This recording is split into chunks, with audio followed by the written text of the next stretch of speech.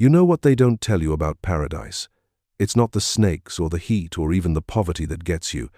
It's the silence, the way people just vanish. And everyone acts like it's normal. Like Western men disappearing into thin air is just part of the landscape, same as the temples and the street food. I came to Thailand thinking I was running towards something better. Turns out, I was running straight into something that wanted to erase me completely. They say Thailand is paradise, but they don't talk about the disappearances. They don't talk about the men who check into hotels and never check out. The guys who send one last message home, then nothing. Radio silence.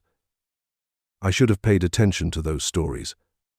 I should have asked why nobody ever talks about what happened to them. If our stories resonate with you, don't forget to like, comment, and tell us where you're watching from. This story was shared with us by one of our longtime viewers. He asked us not to share his name, but he wanted his experience heard. I land at Suvarnabhumi Airport in Bangkok with 2 suitcases and a retirement account that's supposed to last me the rest of my life. 48 years old, divorced, burned out from 25 years of banking in Honolulu.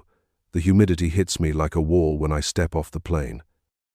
Not just the heat, but something else. Something that feels like being watched, measured, catalogued. I thought I knew what I was doing. I thought I'd done my research.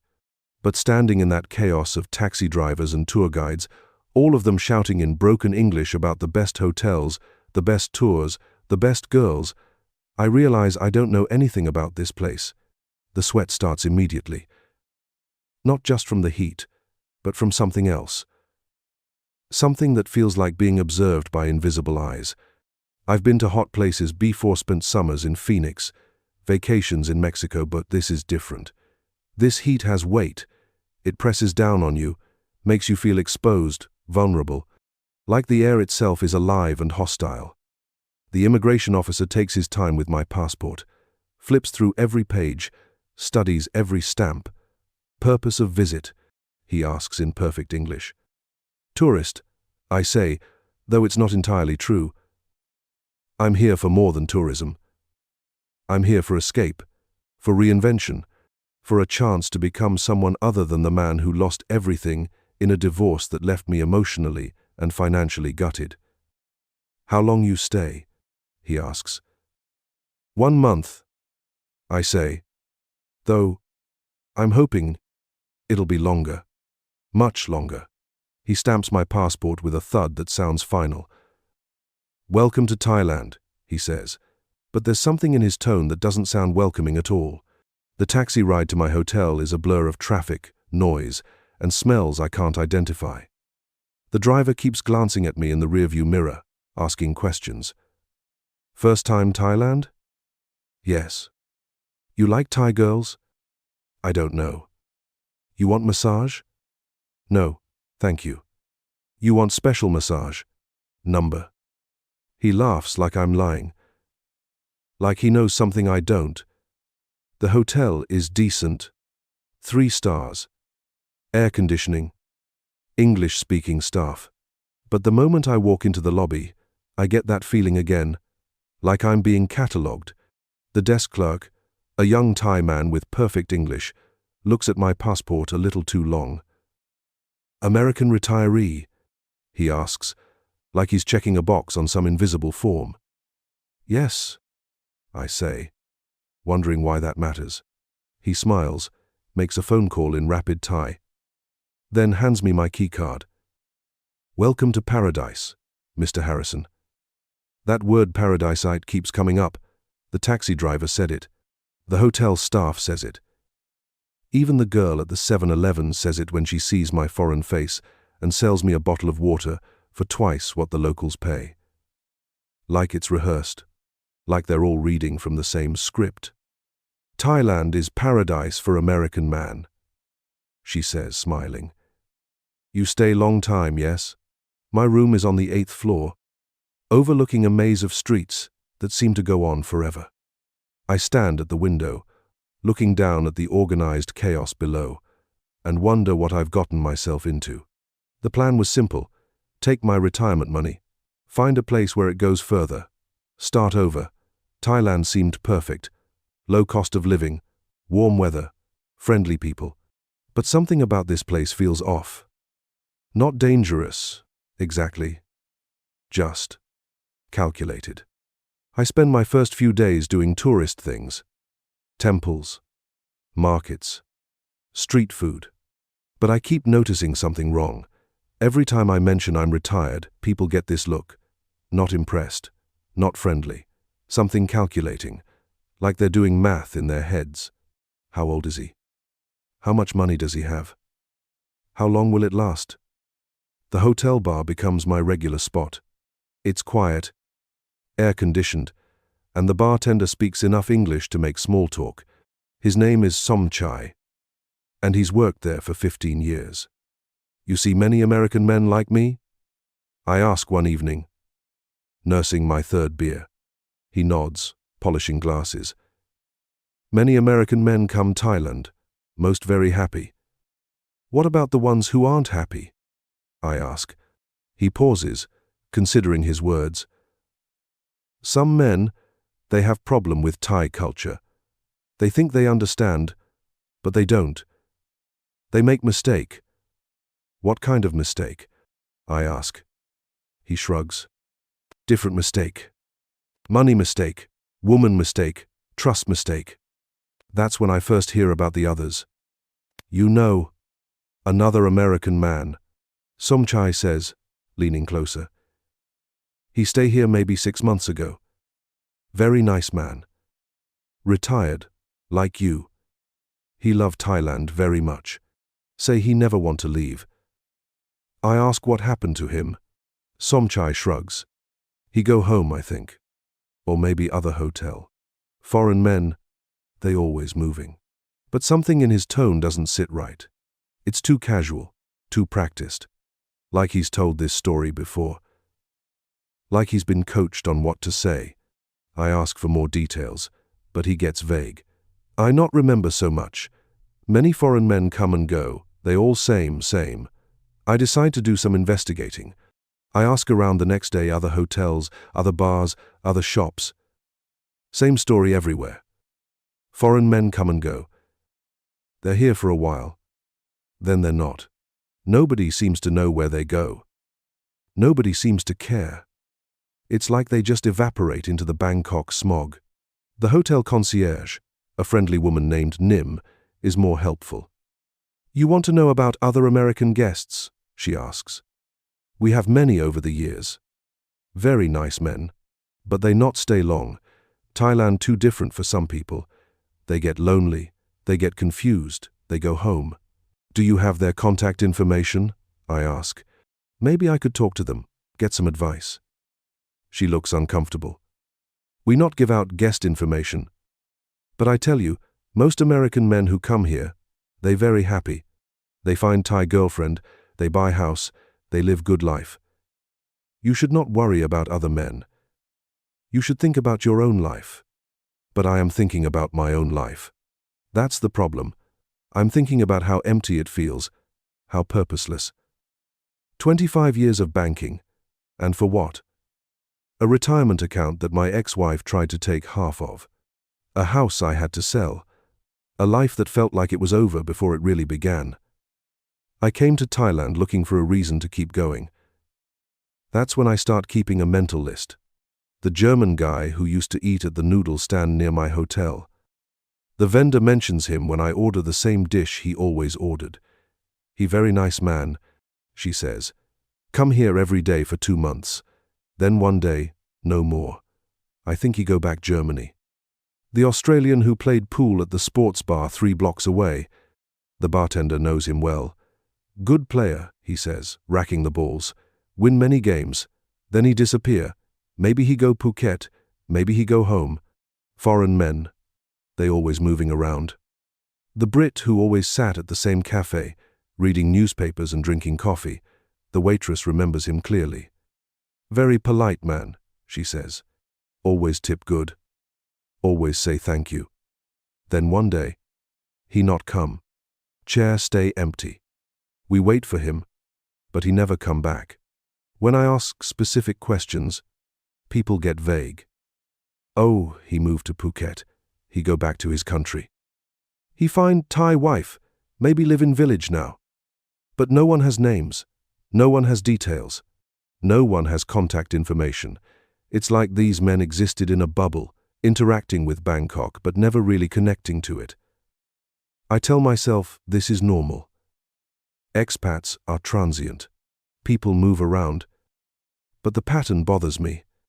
In Hawaii, when someone in the banking community disappeared, we heard about it.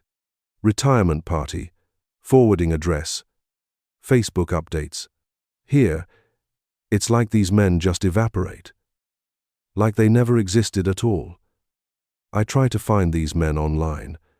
The German photographer, his Instagram account goes dark 8 months ago. The Australian teacher, his last Facebook post was 6 months ago. Something about loving Thailand and never wanting to leave. The British writer, his blog just stops. Mid-sentence, almost. Like he was writing a post about his new life in paradise. And then just stopped. The loneliness starts to get to me. I'm used to being a lonely me ex-wife. Made sure of that. But this is different. This is isolation in a crowd. Millions of people around me, and I might as well be invisible. I start drinking more than I should. The hotel bar tab is getting embarrassing. I need to find something. A purpose. A connection. A reason to stay. That's when I meet Ply. She's working at a small bar in Sukhumvit, 19 years old with English that's better than most Americans. The bar is dimly lit, filled with smoke and the sound of pool balls clicking. She's serving drinks to a mix of locals and tourists, but something about her stands out. She's different from the other girls, quieter, more thoughtful. When she laughs, it doesn't sound practiced. When she asks about my life in Hawaii, she actually listens to the answers. "You seem sad," she says, setting down a fresh beer without me asking for it. "Like you running from something." The observation catches me off guard. Most people just assume I'm here for the obvious reasons: sheep living, easy women, tropical weather. But Ply seems to see something else. Something I'm not sure I want to examine too closely. Maybe I am. I admit. She nods, like she understands, like she's heard this before. "Thailand, good place for running," she says, "but also good place for finding what you want to find." It's a surprisingly philosophical question from a bar girl. I consider it while she waits patiently. "I want to find a reason to keep going." I say, finally. I want to find something that makes sense. She smiles, and it's the first genuine smile I've seen since arriving in Thailand. "Maybe you find it here," she says. "Maybe you find it with me." I start seeing Ply regularly. Not paying Hersha, insists on that. Just talking, drinking, getting to know each other. She's smart, funny, surprisingly well-read. She tells me about her family in a village outside Bangkok, about her dreams of going to university, about the foreign men who promise to help but never do. "They all say same thing," she says one night. "They say they different, they say they care, but they just want young Thai girl to make them feel special." "What about me?" I ask. "Am I different?" She studies my face for a long moment. "Maybe. You have sad eyes, but not mean eyes. You lonely, but not angry. Most men who come here, they angry about something. Angry at ex-wife, angry at life, angry at getting old. You just empty. It's not exactly flattering, but it feels true. I am empty. 25 years of banking, of following rules, of building a life that someone else destroyed with divorce papers and lawyers. I came to Thailand not because I wanted something specific, but because I had nothing left to lose." "Empty is good," Ply says, refilling my beer. "Empty means you have room for new things. Angry men, they already full. Full of bad feelings, bad memories. Cannot put new things in full cup." She's right, and I find myself coming back to the bar every night. Not for the drinks, but for the conversation. For the feeling that someone sees me as more than just another lonely foreign man with money to spend. Over the next 2 weeks, I start noticing things. Little things that probably don't mean anything, but they stick in my mind like splinters. The way conversations stop when I walk into certain places. The way some locals look at Menor with the usual mix of friendliness and opportunism, but with something that looks almost like pity. The way taxi drivers seem to know where I'm going before I tell them. "You go to Sukhumvit Bar again?" one driver asks before I've even given him an address. "You like Thai girl there?" I ask how he knows where I'm going. He shrugs. "All American men go same place, same bar, same girl, same story." There's something in his tone that makes me uncomfortable. Like he's seen this movie before and knows how it ends. I start asking around about other expats, trying to find my community. The problem is, there doesn't seem to be one. Not a stable one, anyway. There are plenty of Western men in Bangkok, but they're all transient. Tourists, business travelers, men like me who are here for a few months before moving on. Nobody seems to put down roots. Nobody seems to stay. Every time someone mentions a Western guy who used to hang around a German photographer, an Australian teacher, a British writer, the story ends the same way. "Oh, he went back home. He moved to another city. He just disappeared one day." But when I press for details, nobody seems to have any. No forwarding addresses, no goodbye parties, no social media updates. Just gone. I try to find a pattern, something that makes sense. The German photographer was in his 50s, recently divorced, living on savings. The Australian teacher was in his 40s, retired early, looking for a fresh start. The British writer was in his 60s, widowed, trying to reinvent himself. All of them were at transitional points in their lives. All of them were emotionally vulnerable. All of them were financially comfortable. All of them were exactly like me. Ply starts staying over at my hotel. She's gentle, attentive, everything I thought I wanted after my divorce. She makes me feel young again, desirable, worth something. But she asks a lot of questions. About my money, my family back home, my plans for the future. When I mention that I'm thinking about buying property, maybe settling down permanently, her eyes light up in a way that makes me uncomfortable. Not greedy, exactly. More like satisfied.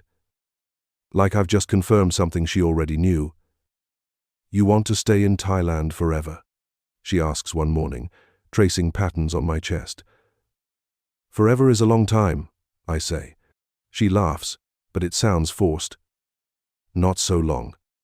Life is short, especially for men like you." I ask what she means by that. She goes quiet for a moment, then says, "Foreign men in Thailand, they not live so long. Too much stress. Too much drinking. Too much everything. It's probably nothing, just a cultural observation. But it adds to the growing pile of things that don't feel right. The way people know I'm American before I speak. The way certain shops seem to expect me. The way my hotel room keycard sometimes doesn't work, forcing me to go to the front desk where they ask pointed questions about my plans for the day. "You go out tonight, Mr. Harrison? Maybe see friend. You need taxi." I start keeping a journal. Not for any particular reason, just to have something to do. Something to record my thoughts, my observations, my growing sense that something is wrong. I write about the missing expats, about the patterns I'm seeing, about the way Ply asks questions that feel like an interview. I hide the journal in different places around my hotel room, not sure why. Just a feeling that I should be careful, that someone might be watching, reading, cataloguing my thoughts the same way they catalogued my appearance at the airport. "I want you to meet my family," Ply says one morning over breakfast. We're sitting in a small cafe near my hotel, watching the chaos of Bangkok traffic through the window. My mama, she want to meet American man who make me happy. The invitation feels like a milestone, but something about it makes my stomach clench. "Where does your family live?" I ask. "Small village. Very beautiful, very peaceful, not like Bangkok." She describes it like a postcard fields, traditional houses, friendly people who still live the old way. It sounds perfect. Too perfect. Like something from a tourism brochure. How far from Bangkok? I ask. Not far. Maybe 3 hours by car, but very private. Very quiet. Good place to think, to relax. The word private sticks with me. Private from what? From whom? I ask more questions, but Ply's answers are vague. The village doesn't have a name that translates well into English. It's not on any tourist maps. It's not connected to the internet. Like old Thailand, she says. Before foreign men come and change everything. There's something in her tone that suggests this isn't entirely a good thing. Like foreign men have brought problems as well as money. I start doing some research, trying to find information about foreigners who've had trouble in rural Thailand. What I find isn't reassuring. Stories about land deals gone wrong, about Western men who invested everything in remote properties and then simply vanished. The Thai police always have explanations: visa problems, family emergencies, voluntary departures. But the families back home tell different stories. Stories about men who were happy, settled, planning for the future right up until they disappeared.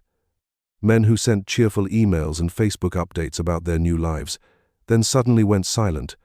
Men who had every reason to stay and no reason to leave, but somehow vanished without a trace. There's a pattern to the disappearances. Always men over 40.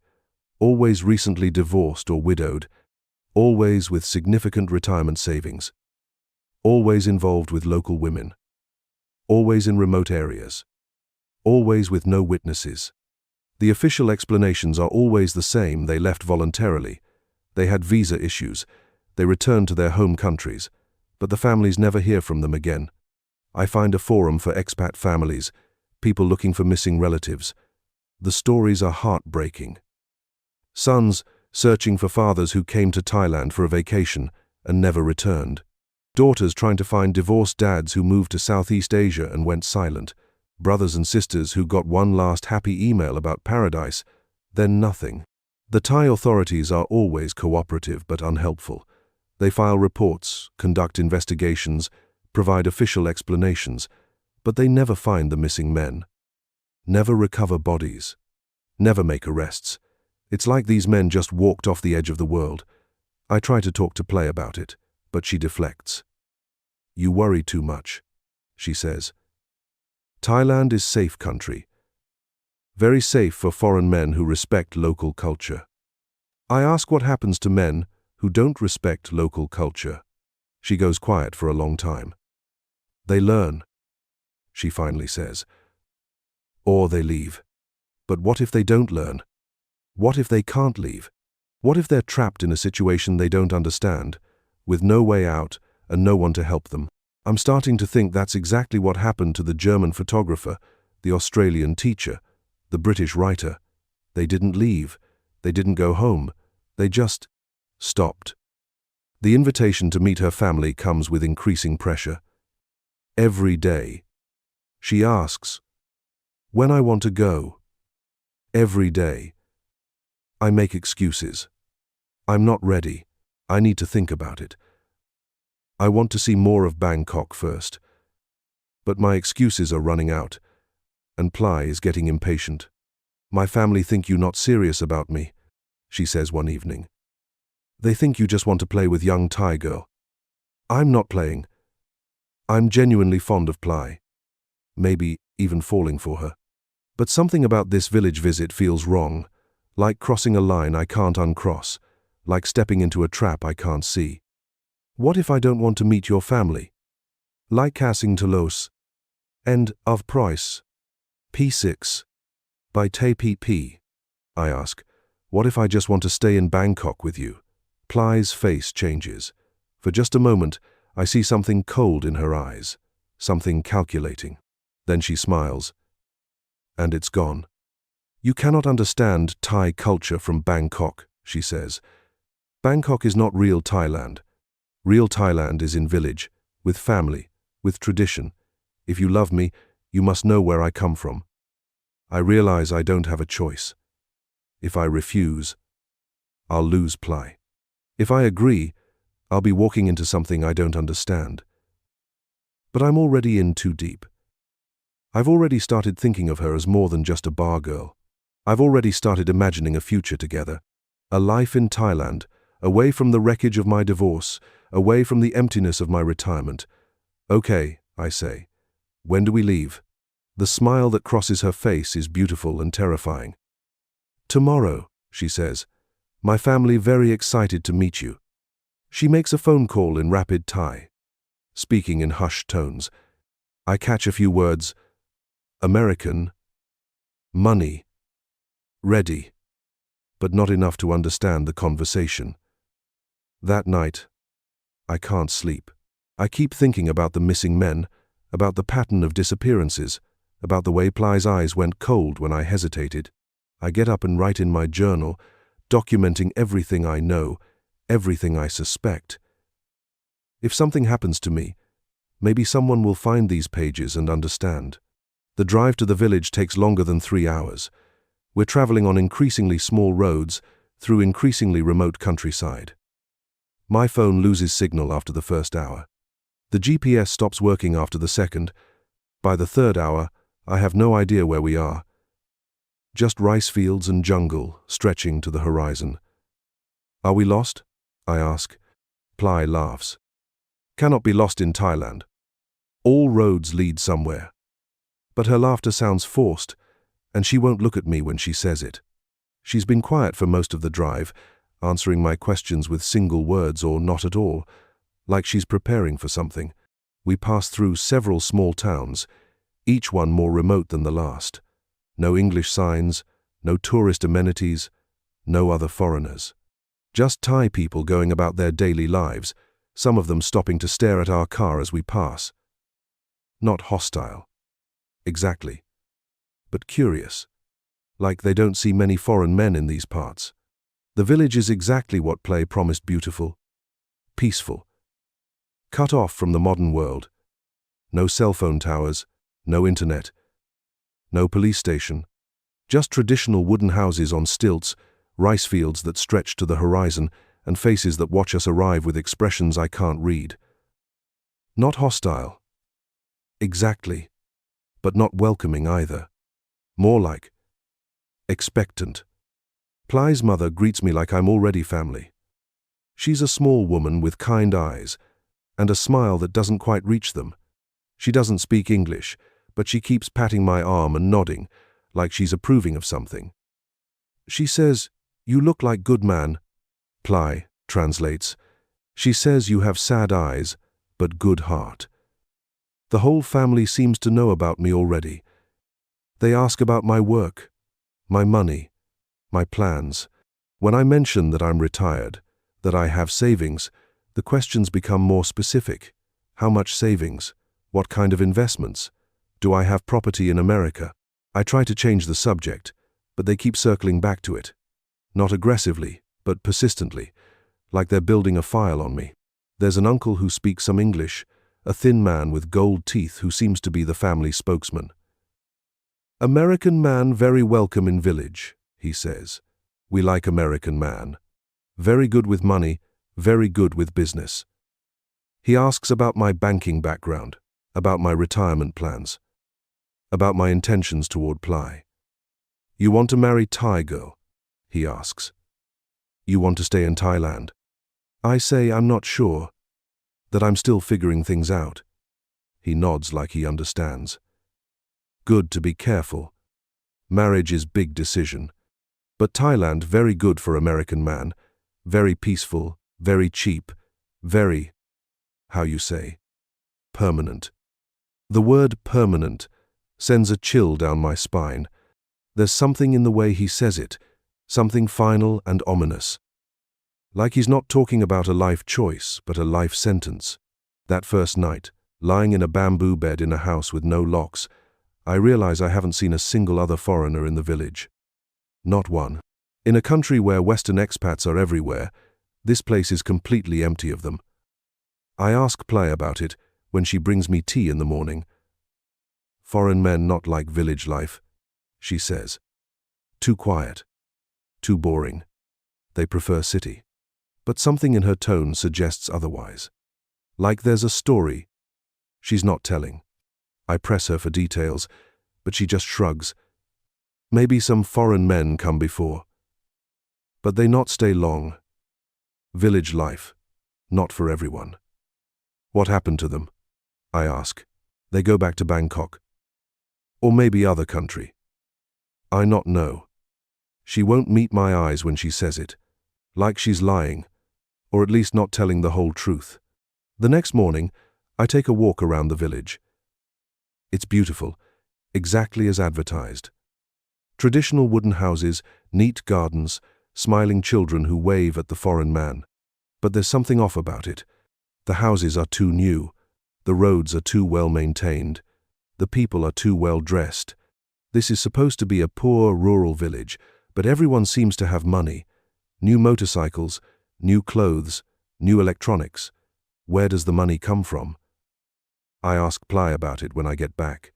She's vague. Village people work hard, save money, buy nice things. But what work? There's no industry here, no major crops, no tourists, just rice fields and jungle. Some people work in Bangkok, she says. Send money home to family.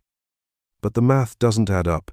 There aren't enough young people missing to account for the prosperity I'm seeing. And the prosperity is recent, I can tell by the construction dates on the houses, the newness of the purchases. On my third day in the village, Ply's uncle approaches me with a business proposition. Through Ply, he explains that he owns good land, perfect for a house. Perfect for a Western man who wants to live quietly. Very cheap, Ply translates. He give you special price because you make me happy. The price is ridiculously low. Like, suspiciously low. For what he's describing, 3 acres of rice field with road access and water rights, I'd pay 10 times that much in Hawaii. Why so cheap? I ask. Ply and her uncle exchange rapid Thai. She turns back to me. He says, land have bad luck. Previous owner, he disappear. Make local people nervous. Disappear how? I ask. More Thai. More careful translation. He was German man. Very nice. He buy land, build house, live here 2 years. Then one day, he gone. House empty. Car still there. All belongings still there. But no German man. The uncle nods gravely. Like this is a great tragedy. But there's something in his eyes that suggests otherwise. Not sadness, but satisfaction. Like he's pleased with how the story turned out. What happened to the house? I ask.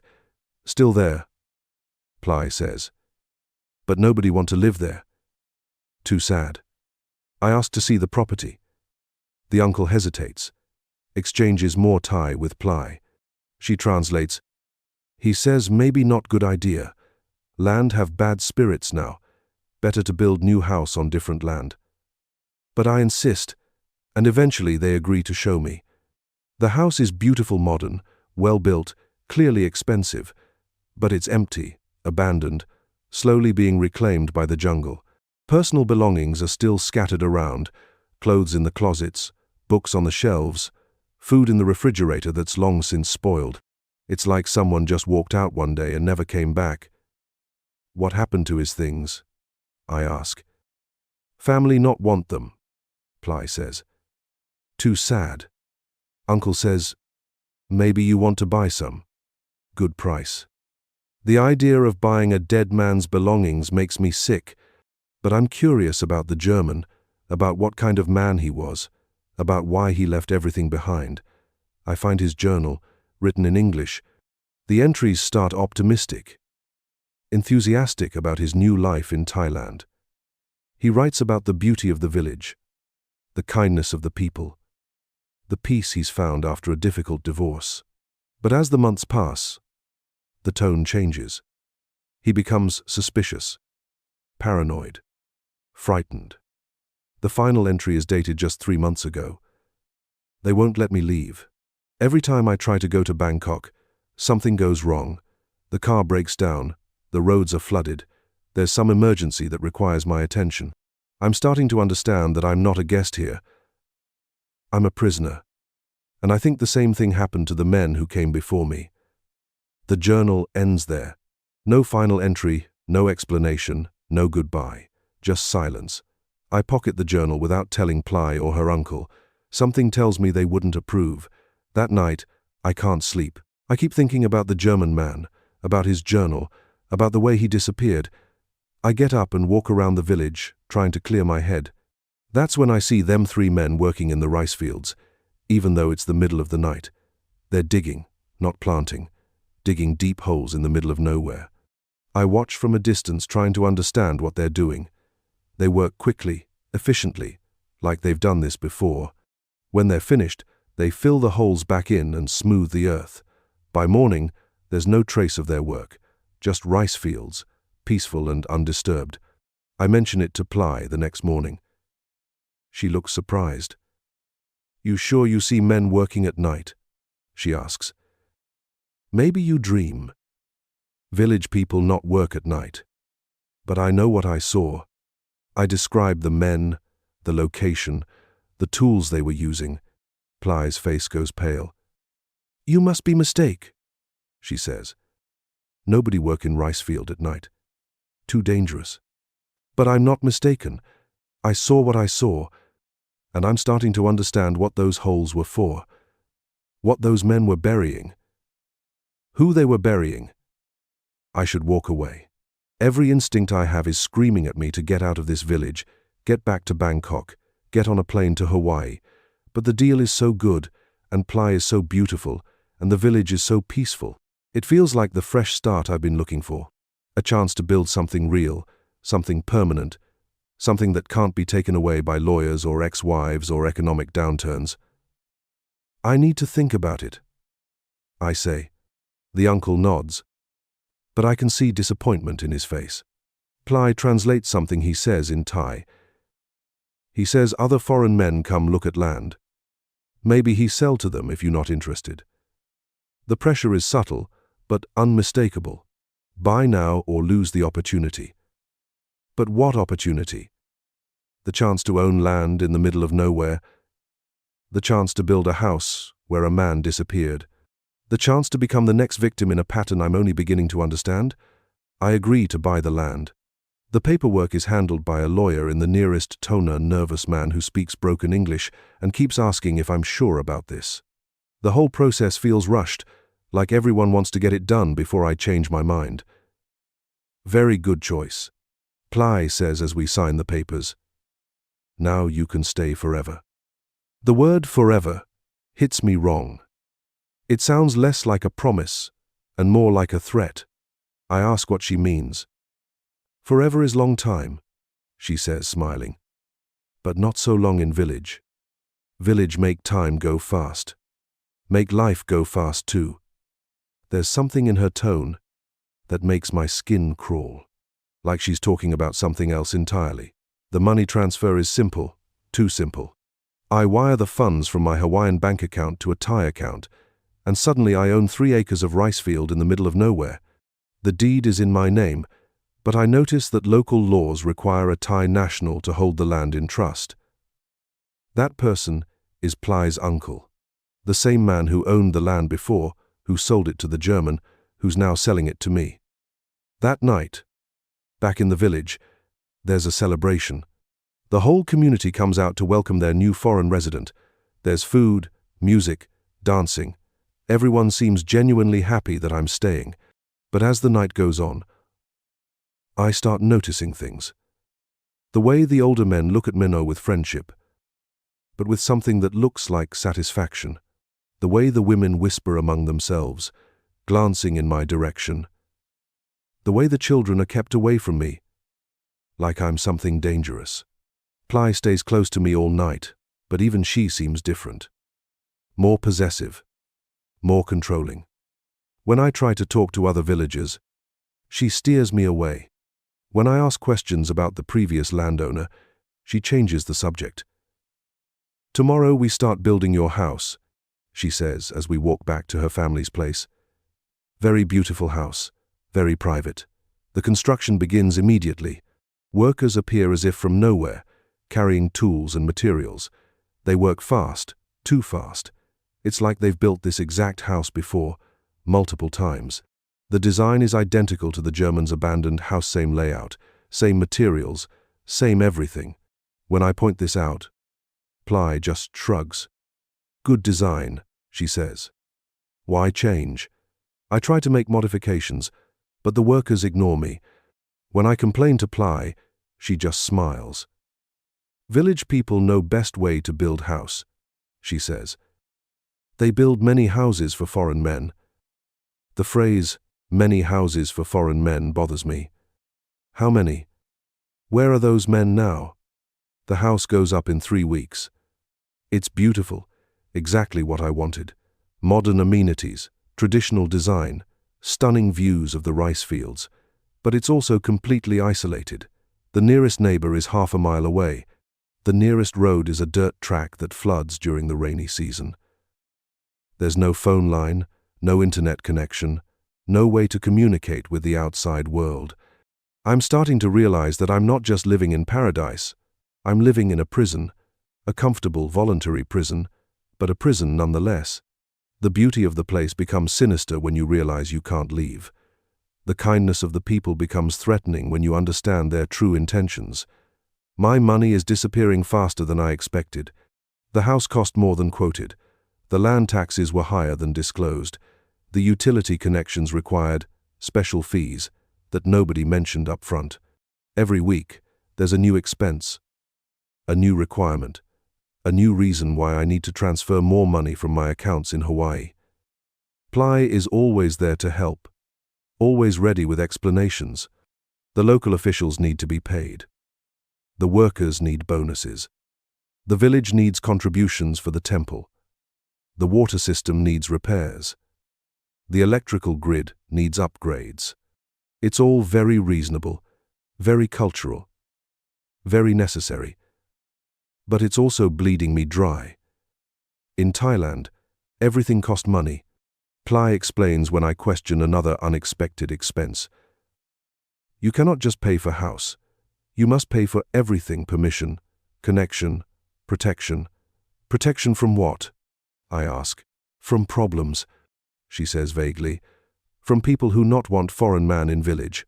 From officials who make trouble. From bad luck. But I'm starting to understand that I'm being systematically drained. Not robbed, that would be too obvious. Drained. Slowly. Carefully. Professionally. Like a medical procedure. They're taking my money in amounts that seem reasonable individually but add up to a fortune collectively. And there's always a reason why I can't say no. You not understand Thai culture, Ply says whenever I try to set limits. These payments, very important. If you not pay, village people think you not respect them. And if village people not respect you. She lets the sentence hang, but the implication is clear. My safety depends on my compliance. I try to keep track of the expenses, but it's overwhelming. Construction costs, legal fees, utility connections, village contributions, temple donations, official bribe, facilitation payments, and dozens of smaller expenses that seem to multiply daily. My retirement account is shrinking at an alarming rate.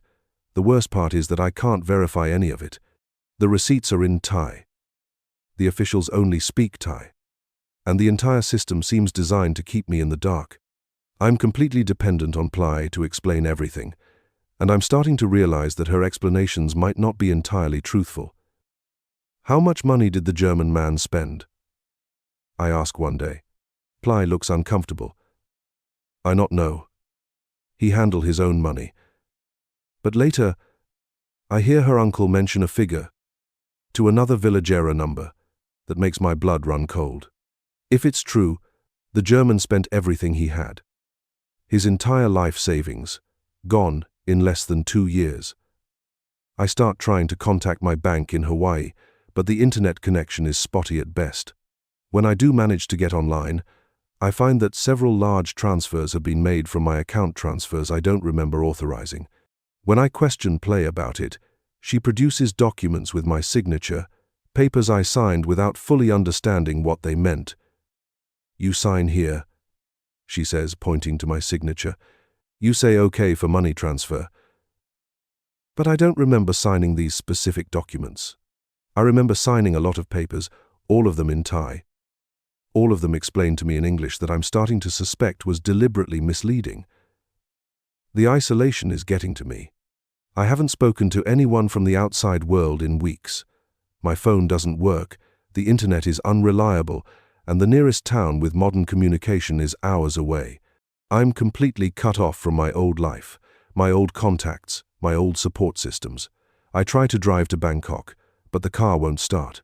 The battery is dead, the tires are flat, and when I pop the hood, I can see that someone has sabotaged the engine. "Maybe you call mechanic," Ply suggests helpfully. But the mechanic doesn't come for 3 days, and when he does, he only speaks Thai.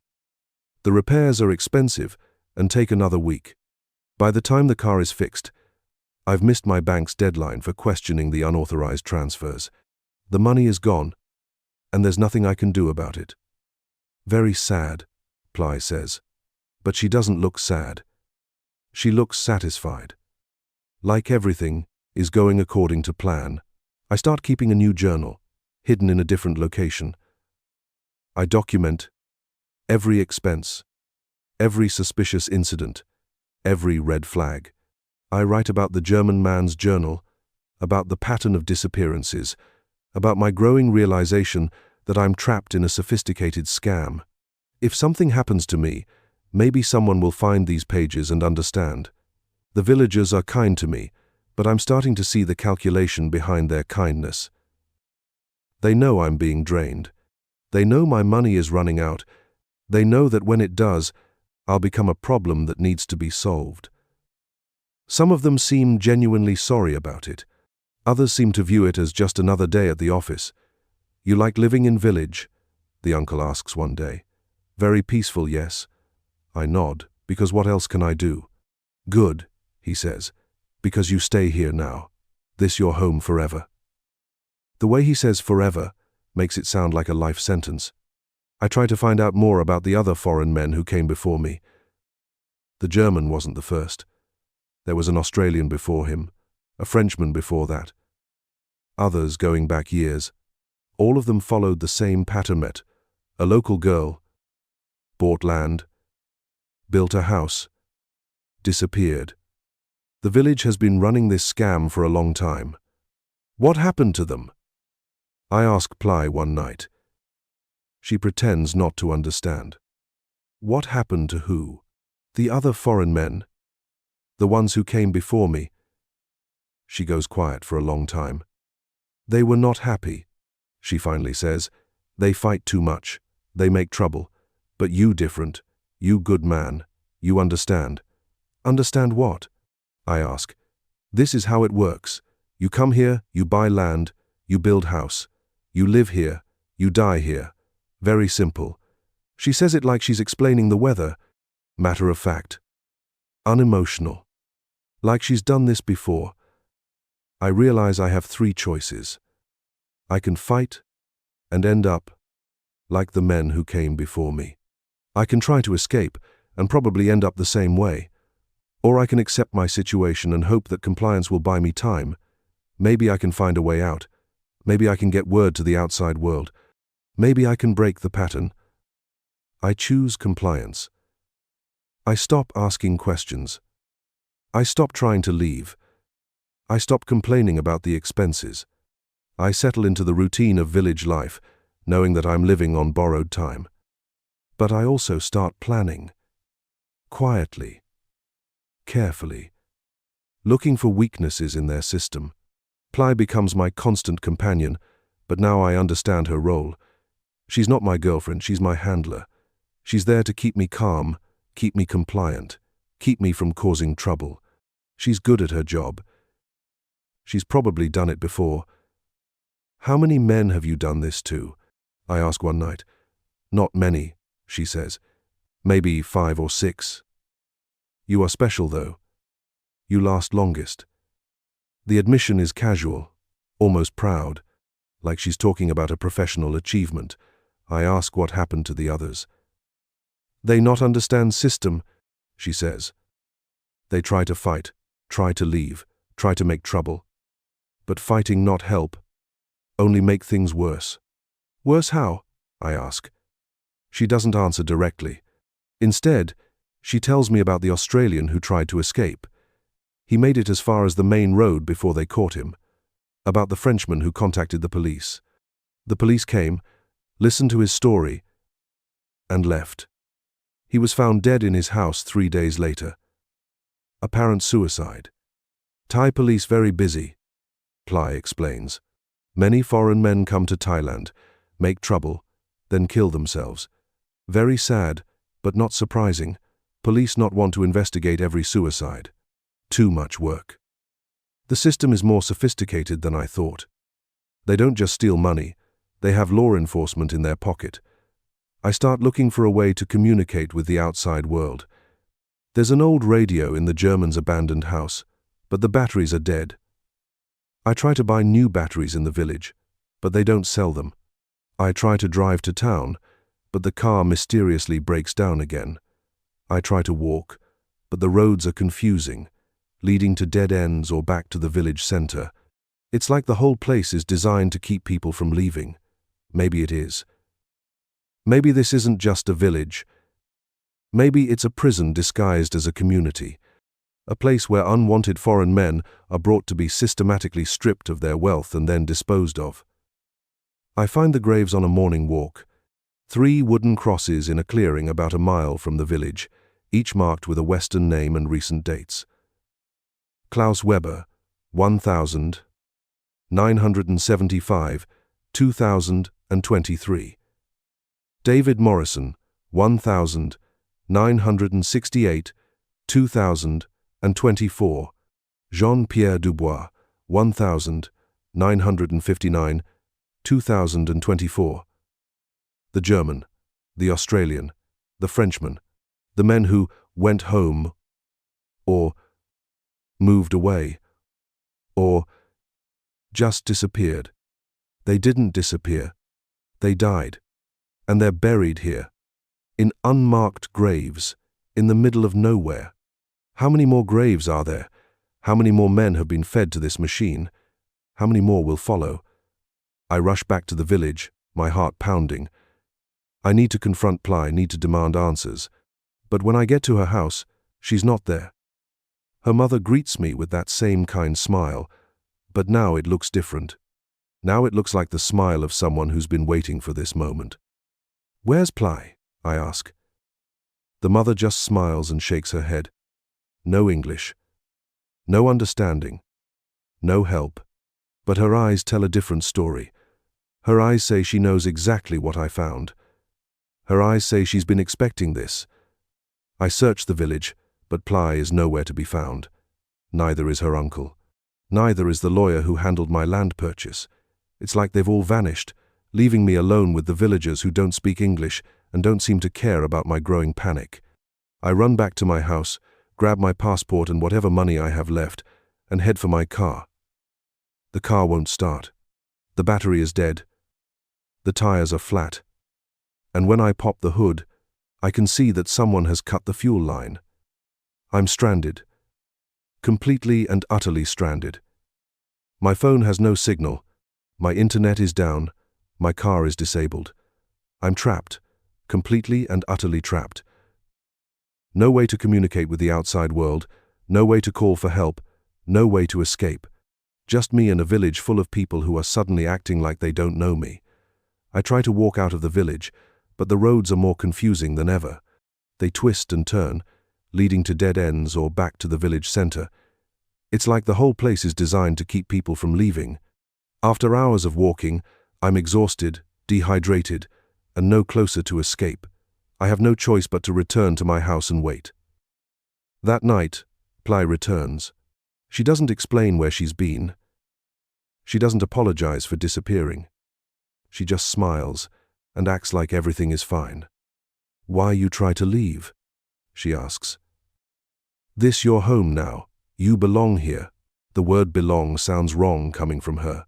like I'm property, not a person. I confront her about the graves. She doesn't deny them. She doesn't seem surprised that I found them. They were not happy, she says simply. They fight too much. They make trouble. But you different. You good man. You understand. Understand what? I ask, though I'm starting to fear the answer. This is how it works, she says, settling into a chair like she's explaining a business model. You come here, you buy land, you build house, you live here, you die here. Very simple. She explains it like she's talking about the weather. The village has been doing this for years. They target foreign men, lonely, divorced, financially comfortable men looking for a fresh start. They bring them here, isolate them, drain their money, and when there's nothing left, they eliminate them. Why? I ask. Why do this? Ply shrugs. Village people need money. Foreign men have money. This is business. It's not personal. It's not emotional. It's just business. A sustainable business model based on exploiting vulnerable men. But you could just take the money and let us go, I say. Why kill us? Because you know too much, she says. You know about village, about system, cannot let you leave. Too dangerous. And there it is. The cold, logical reason why men like me disappear. We're not killed out of anger or revenge. We're killed to protect the business. The graves I found are just the recent ones. There are others, scattered throughout the jungle. The village has been running this scam for decades, perfecting their system, learning from their mistakes. They've turned murder into a business, and business is good. How many? I ask. How many men have you killed? Ply considers the question. Maybe 20, maybe 30. I not count, uncle. He remember better. He keep records. Records. Like a business ledger. Like a kill count. Like a trophy collection. I ask about the authorities, about the police. About the government. Ply laughs. Police, very busy. Many foreign men come to Thailand, make trouble, then kill themselves. Very sad, but not surprising. Police not want to investigate every suicide. Too much work. They have it all figured out. Official explanations, forged documents, compliant authorities. The perfect crime. What about the families back home? I ask. What about the people looking for us? Families very sad, Ply says. But they understand. Foreign men in Thailand. They have problems. Drinking problems. Money problems. Girl problems. Sometimes they cannot handle stress. Sometimes they take own life. Very tragic, but not unusual. The system is bulletproof. They don't just kill. They create plausible explanations for the deaths. Suicide, accident, natural causes. The families grieve, but they don't investigate. The authorities file reports, but they don't pursue leads. The men disappear, and the world moves on. You different though, Ply says, almost fondly. You last longer than others. You understand system better. You not fight so much. It's not a compliment. It's an observation. I've been a good victim, compliant and cooperative. I've made their job easier. What happens now? I ask. Now you wait, she says. You live here. You be happy. You spend rest of money. When money gone then. She doesn't finish the sentence. She doesn't need to.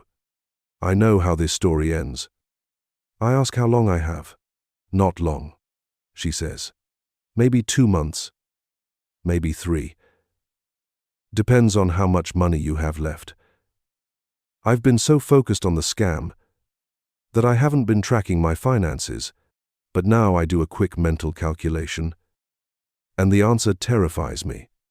At the current rate of spending, I'll be broke in 6 weeks. What if I stop spending? I ask.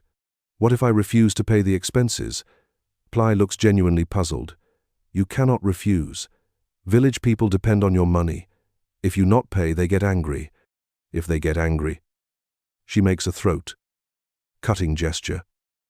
Better to pay, be happy. Enjoy last days. I realize I'm not just trapped. I'm on death row. My execution date is tied to my bank balance. When the money runs out, so does my life.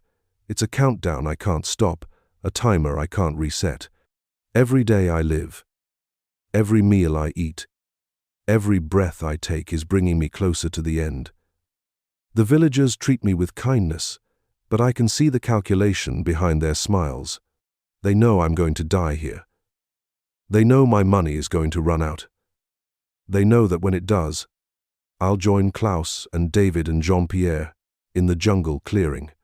Some of them seem genuinely sorry about it. Others seem to view it as just another day at the office. You like living in village? The uncle asks when he returns from his mysterious absence. Very peaceful, yes? I nod, because what else can I do? Good, he says. Because you stay here now. This your home forever. The way he says forever makes it sound like a life sentence, which, I suppose, it is. I start writing again. Not for publication, not for help, but for record. I document everything. The land purchase, the construction, the systematic draining of my finances. I write about the other men who came before me, about the pattern of disappearances, about the way the village operates. I hide the pages in different places around the house, hoping that someday someone will find them and understand what happened here. But who will find them? Who will come looking? The next victim? The next lonely foreign man seduced by promises of paradise? Will he learn from my words? Or will he dismiss them as the ravings of a madman? Will he escape? Or will he join us in the jungle clearing? My money is running out faster now. The expenses are accelerating, becoming more frequent and more expensive. It's like they're trying to speed up the process, to reach the inevitable conclusion more quickly. Village need new well. Ply explains when I question another large expense. Your contribution very important. How much money do I have left? I ask. Ply consults a notebook, my financial death warrant. Maybe $40,000, she says. Maybe less. At the current rate, that gives me about a month, 30 days until my execution. I ask what happens to my house after I die. Uncle take care of it, Ply says. Keep it nice for next foreign man. There will be a next foreign man, and a next one after that. The cycle will continue, fed by loneliness and desperation, and the dream of paradise. What about my things, I ask. What about my belongings? Maybe we sell some, she says. Maybe keep some for memory. You have nice watch. Uncle likes very much.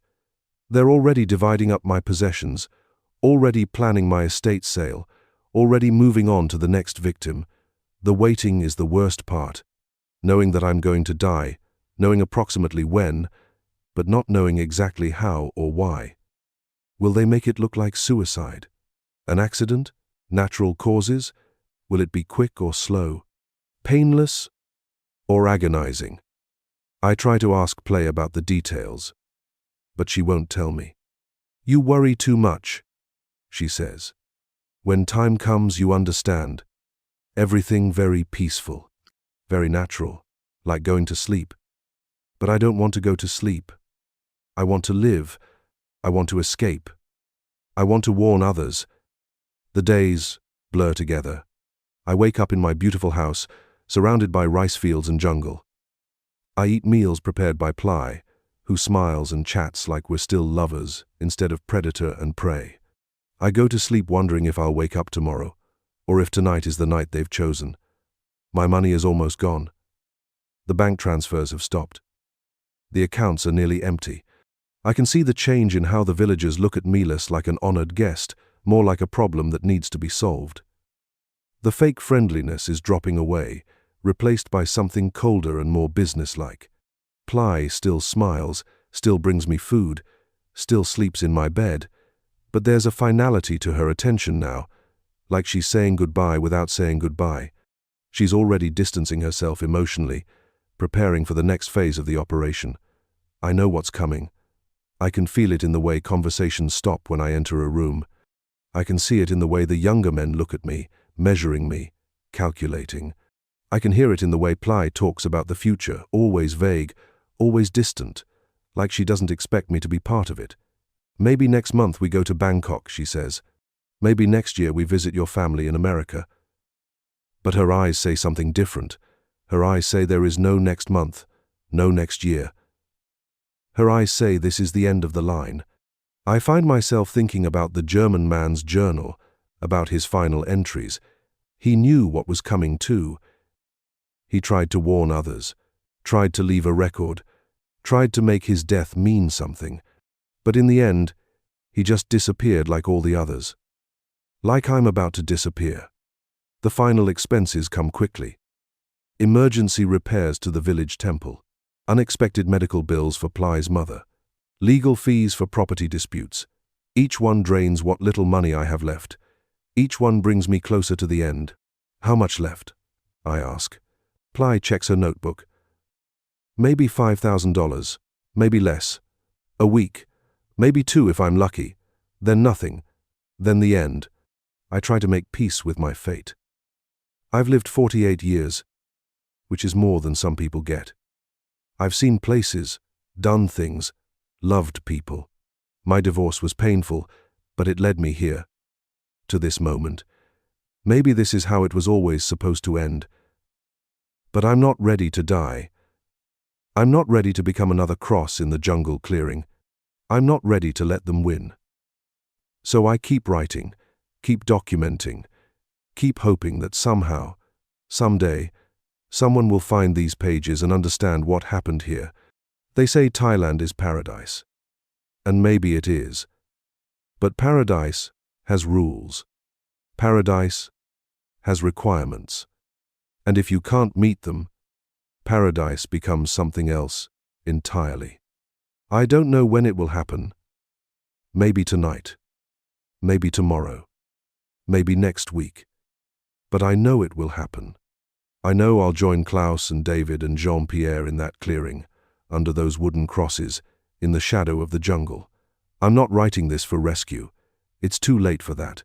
I'm writing this as a warning, for the next guy who comes looking for paradise, for the next retiree who thinks he's found heaven on earth, for the next man who meets a beautiful girl in a Bangkok bar and thinks he's finally found happiness. They say Thailand is paradise. They don't talk about the disappearances. They don't talk about the men who check into paradise and never check out. They don't talk about the villages where Western money flows in but Western men never flow out. But I'm talking about it now. I'm talking about it before it's too late. Before I become just another story that ends with, he just disappeared one day. If you're reading this, if you found these pages, then you know what happened to me. You know what happens to men like me. You know the price of paradise. Don't pay it. Don't come looking for what I was looking for. Don't trust what I trusted. Don't make the mistakes I made. Because once you're here, once you're in the village, once you've bought the land and built the house and fallen in love with the girl who's going to kill you, there's no going back. There's no escape. There's only the waiting and the hoping and the slow realization that you're already dead. You just don't know it yet. The sun is setting now. Ply is calling me for dinner. She's made my favorite meal pad thai with extra peanuts. The way I like it. She's smiling, but her smile is different tonight. Final. I think tonight is the night. I think this is goodbye. I'm going to finish this last page, hide it with the others, and go have dinner with the woman who's going to kill me. Because what else can I do? This is paradise. This is Thailand. This is where Western men come to disappear, and I'm about to become one of them. The money is gone. The bank account shows 0. The final transfer went through this morning, a payment to the village fund, Ply said, for community improvements, for the future, for the next victim. I can see it in their eyes now. The decision has been made. The timeline has been set. They're not even trying to hide it anymore. The uncle nods when he sees me, like he's approving of something. The mother pats my arm, like she's saying goodbye. The younger men avoid my eyes. like they're preparing for unpleasant work. Ply is different too, more distant, more professional. She's not my girlfriend anymore, she's my executioner. She's done this before, and she'll do it again. I'm just another job. Another foreign man who thought he could buy paradise with his retirement money. You ready? She asks. I don't know what she means, but I nod anyway. What else can I do? I'm ready for whatever comes next. I'm ready to join Klaus and David and Jean-Pierre in the jungle clearing. I'm ready to become another cautionary tale that no one will heed. The dinner is simple: rice, curry, vegetables. The same meal I've eaten hundreds of times since coming to the village. But tonight it tastes different. Tonight it tastes like a last meal. Ply watches me eat, studying my face, maybe looking for signs of fear or acceptance or resignation. You sad? She asks. I consider the question. Am I sad? I'm terrified. I'm angry. I'm disappointed. But sad? Maybe. Sad that it ends this way. Sad that I fell for their trap. Sad that I'll never see Hawaii again, never smell the ocean, never feel free sand between my toes. Yes, I say. I'm sad. She nods like she understands. All men sad at end, she says. But sadness not last long. Then everything peaceful. She's talking about death like it's a vacation, like it's a rest cure, like it's something to look forward to. After dinner, she leads me to the bedroom. Our bedroom. The place where we've made love, where we've talked about the future, where we've planned a life together. Now it feels like a tomb, like a place where dreams come to die. You tired? She asks. I shake my head. How can I be tired? How can I sleep when I know this might be my last night? You should rest, she says. Tomorrow may be busy day. Tomorrow, my last day. The day they kill me. I lie in bed, staring at the ceiling, listening to the sounds of the village, dogs barking, insects chirping, the distant sound of music from someone's radio, normal sounds, peaceful sounds, the sounds of a place where people live and love and die in the natural order of things. But nothing about this place is natural. Nothing about this situation is normal. This is a death factory disguised as a village, a machine designed to consume foreign men and convert them into money, and I'm about to be fed into that machine. I think about my life in Hawaii, my job at the bank, my marriage, brief and ultimately unsuccessful, my divorce, painful and expensive, my retirement, lonely and directionless. Was any of it worth it? Did any of it matter? Will anyone remember me when I'm gone? Probably not. I have no children, no close friends, no family who will miss me. My ex-wife will probably be relieved to hear about my death, one less person to deal with, one less reminder of her failed marriage. My colleagues will shake their heads and move on. My neighbors will wonder what happened to the quiet man who used to live next door. I'll become a statistic. Another American who died abroad. Another retiree who couldn't handle the stress of living in a foreign country. Another suicide, another accident, another mysterious disappearance that gets filed away and forgotten. But maybe these pages will survive. Maybe someone will find them and understand what really happened. Maybe my death will prevent other deaths. Maybe my story will save other men from making the same mistakes I made. Ply is sleeping beside me, or pretending to sleep. Her breathing is steady, peaceful. She's not troubled by what's coming. She's not losing sleep over my impending death. This is just business for her. Just another day at the office. I could kill her. I could wrap my hands around her throat and squeeze until she stops breathing. I could get some revenge, some satisfaction, some sense of justice. But what would be the point? The village would just kill me and find another girl to replace her. The machine would keep running. Besides, I don't think I'm capable of murder. Even now, even knowing what she's done, what she's planning to do, I can't bring myself to hurt her. Maybe that's why I'm the victim and she's the predator. Maybe that's the difference between us. The night passes slowly. I doze fitfully, waking every few hours to check the time. Dawn comes too soon and too late. Too soon because I'm not ready to die. Too late because the waiting is agony. Ply wakes up refreshed, cheerful. She makes breakfast like nothing has changed, like today is just another day in paradise. You sleep good? She asks. I shake my head. Bad dreams, I say. She nods sympathetically. Dreams not important, she says. Only now important. After breakfast, she suggests a walk. Very beautiful morning, she says.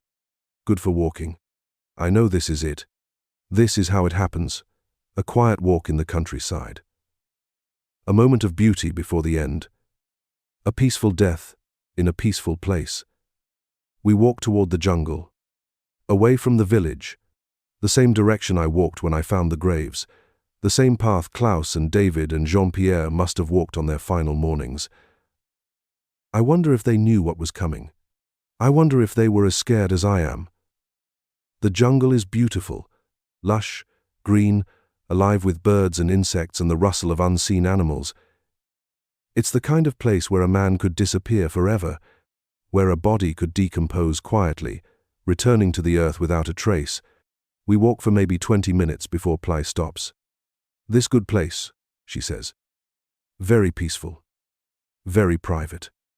I look around. We're in a small clearing, surrounded by trees. The perfect place for a murder. The perfect place for a grave. You ready? She asks. I nod. Because, what else can I do? I'm ready for whatever comes next. Ready to join the others. Ready to become another cautionary tale that no one will heed. But instead of producing a weapon, she produces a small bottle. Drink this, she says. Make everything easy. Make everything peaceful. Poison. Of course. Quick, efficient, untraceable. The perfect method for a perfect crime. I take the bottle and look at it. Clear liquid. Like water. Odorless. Tasteless, probably. A good death. As deaths go. Better than a knife, or a gun, or a rope. Better than the alternatives. What is it? I ask. Medicine, she says. For pain. For fear. For sadness. Make everything go away. I unscrew the cap and smell the contents. Nothing. Just the absence of scent. The absence of everything. Will it hurt? I ask. She shakes her head. Like going to sleep. Very peaceful. Very natural. I believe her. Why would she lie now? What would be the point? I think about the German man's journal, his final entries, his growing fear and paranoia, his realization that he was trapped, his acceptance of his fate. Did he die like this, with a bottle of poison in a jungle clearing? Did he go peacefully, or did he fight? I think about Klaus and David and Jean-Pierre. Men I never met but somehow know intimately. Men who made the same choices I made. Who fell into the same trap. Who paid the same price. Are they watching me now? Are they waiting for me to join them? I think about the men who will come after me. The next lonely retiree looking for paradise. The next divorced banker seeking a fresh start. The next victim of this machine. Will my death warn them away, or will they ignore the warning signs like I did? You thinking too much, Ply says. Thinking make everything harder. Better to just drink and rest. She's right. Thinking won't change anything. Thinking won't save me. Thinking will only make these last moments more painful. I raise the bottle to my lips and pause. Will you remember me? I ask. She looks surprised by the question. Of course, she says. You different from others. You special. But I don't believe her. I'm not special. I'm just another victim. Another foreign man who thought he could buy paradise with his retirement money. In a few years, maybe less, she'll be saying the same thing to another man, another lonely retiree who thinks he's found love, another Mark who doesn't recognize the trap until it's too late, another story that ends with, he just disappeared one day. But maybe that's okay. Maybe that's how it's supposed to be. Maybe this is the natural order of things, predators and prey, hunters and hunted, the strong surviving by consuming the weak. Maybe I'm not a victim. Maybe I'm just part of the food chain. I drink the poison. It tastes like nothing. Like water. Like the absence of everything. Within seconds, I feel a strange warmth spreading through my body, a sense of peace, of acceptance, of letting go. The fear is fading. The anger is dissolving. The sadness is lifting. Ply watches me with professional interest. She's done this before, and she'll do it again. I'm just another job, another foreign man who thought he could buy paradise with his retirement money. But for a moment, just a moment, I see something else in her eyes. Something that might be regret, or maybe I'm just imagining it. My vision is getting blurry, my legs are getting weak. I sit down on a fallen log, then lie down on the soft earth. The jungle canopy above me is beautiful, green and gold, and alive with movement. A good last thing to see. Sleep now, Ply says. Everything peaceful now. And it is peaceful. The fear is gone. The anger is gone. The sadness is gone. There's only a warm, comfortable darkness closing in around me, like going to sleep after a long, difficult day.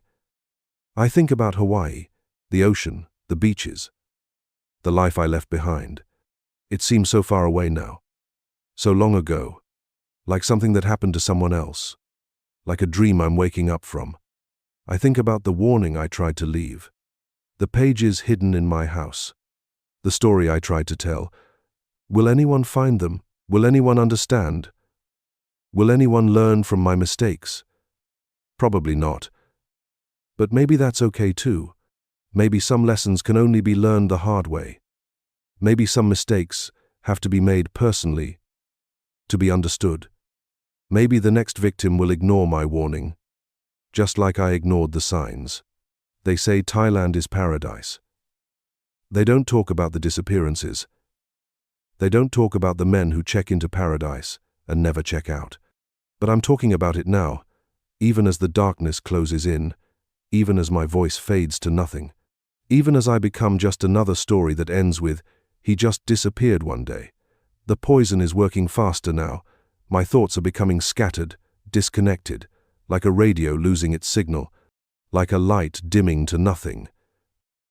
But I'm still here, still conscious, still aware of what's happening to me.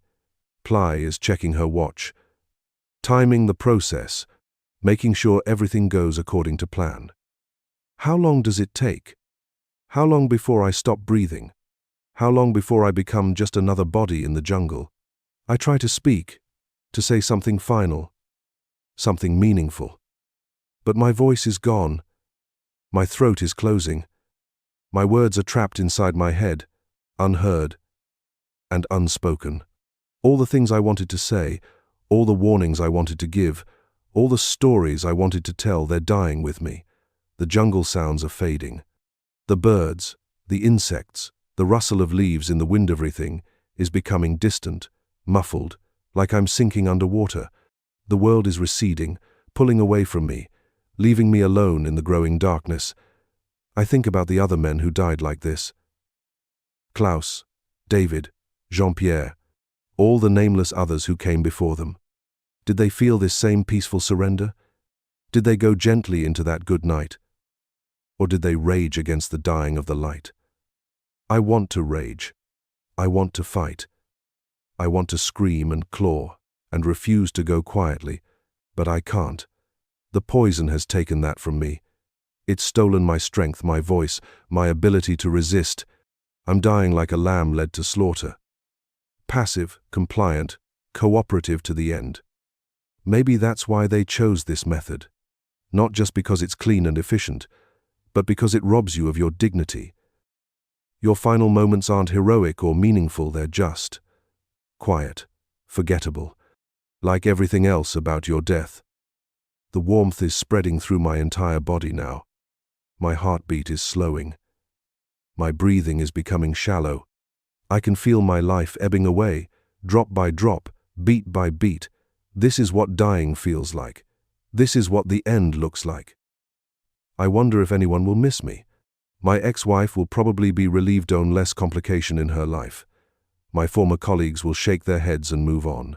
My neighbors will wonder what happened to the quiet man who used to live next door, then forget about me entirely. I'll become a statistic.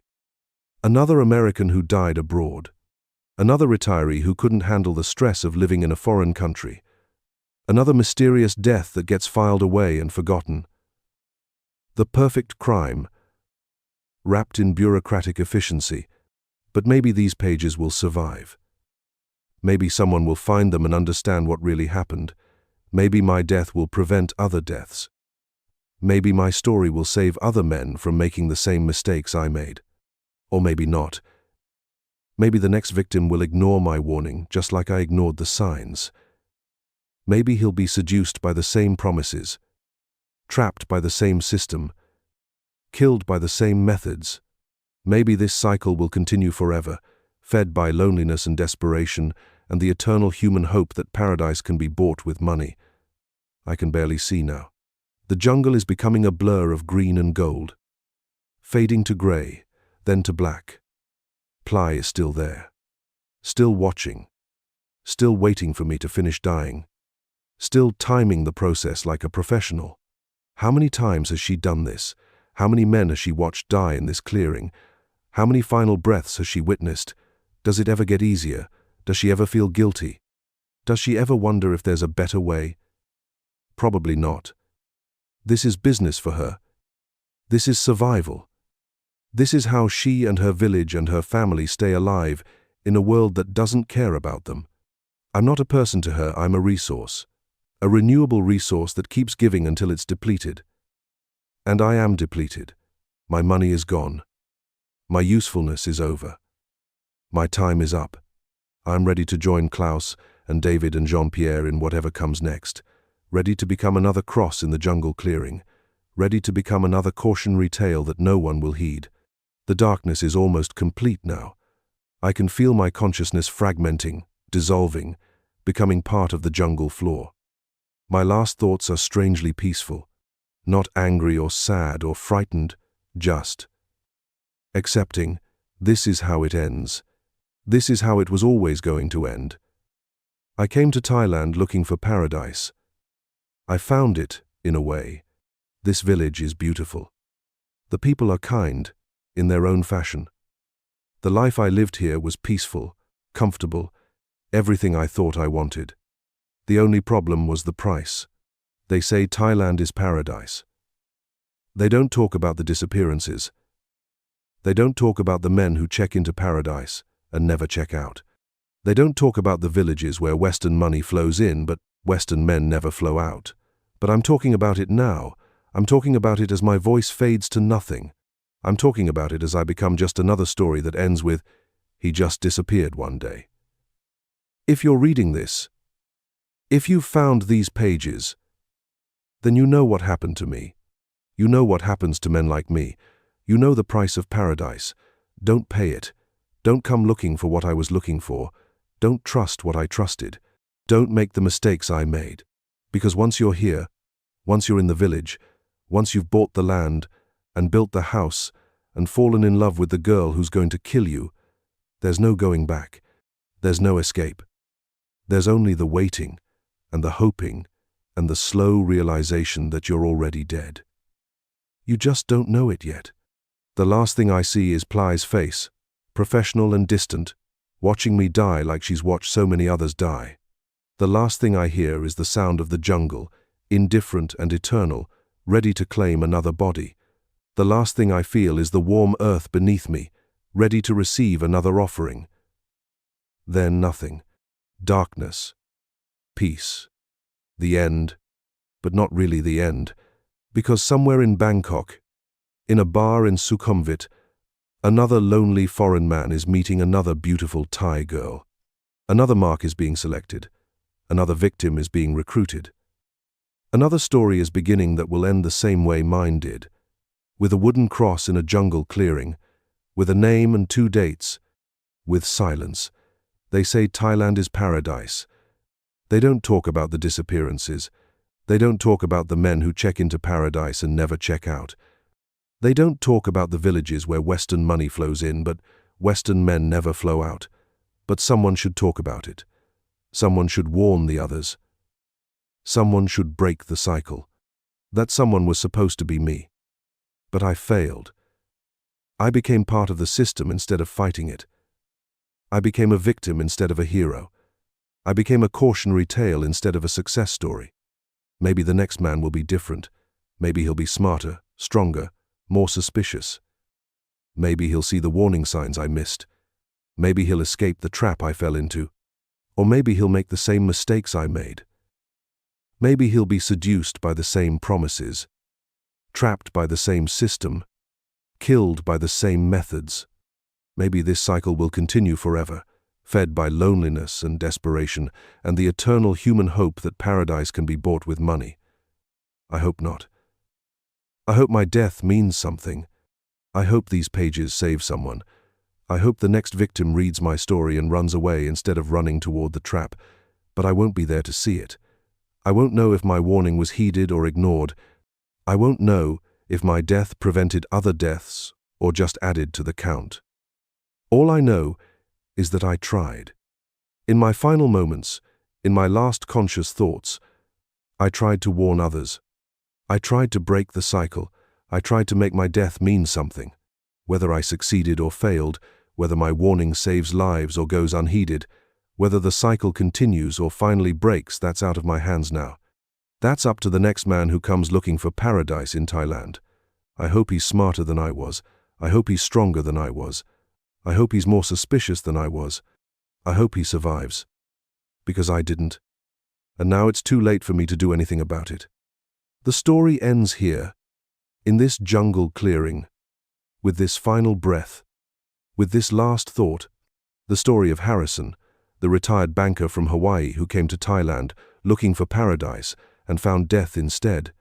Another man who disappeared into the silence, another victim of the system, another cross in the jungle clearing, another story that ends with, he just disappeared one day, but maybe, just maybe, someone will find these pages, someone will read this story, someone will understand what really happened, someone will learn from my mistakes, someone will survive. That's all I can hope for now. That's all I can do from beyond the grave. That's my final gift to the world, a warning written in blood, a story told in last breaths, a testament to the price of paradise.